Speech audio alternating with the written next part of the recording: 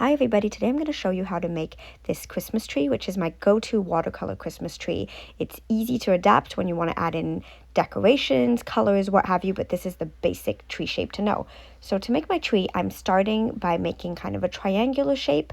So I'm starting with smaller strokes at the top, and then as I move down the length of my tree, I'm going to make those strokes longer and longer to start to create my Christmas tree shape. I'm not thinking too much about it. I don't want the tree to look symmetrical, so I'm just going in with some light brush strokes and kind of getting the sense of what my tree is going to look like.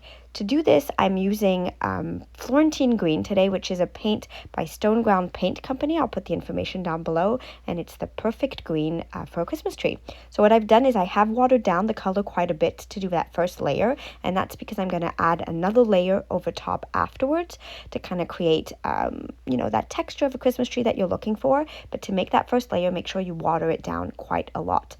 And now I'm moving on to a brown color to which I've added a little bit of ochre, just to make a really simple tree trunk shape. So I'm just making sure that I'm not mixing that color into my green too much, and just making a very simple kind of geometric tree trunk shape at the bottom here. And then what I'm going to go and do is kind of go back into my green color, but use a much thicker iteration of that green. And so I'm going to make sure that it's nice and dark, and I can go back in now with my brush strokes over the top of my shape and add in some darker patches over top to start to create that layering effect. If you haven't seen any of my videos before, I love to make tutorials. I'm going to be making a lot more holiday tutorials. This is the first of many. So if you're interested in any more of that content, please go ahead and subscribe.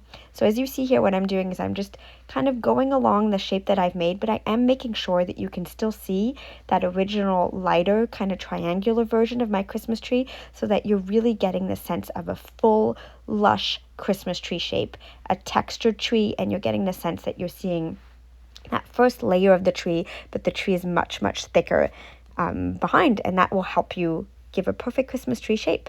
So there you have it. I'm pretty much done, and now it's ready for baubles, decorations, what have you, whatever you want to decorate it with.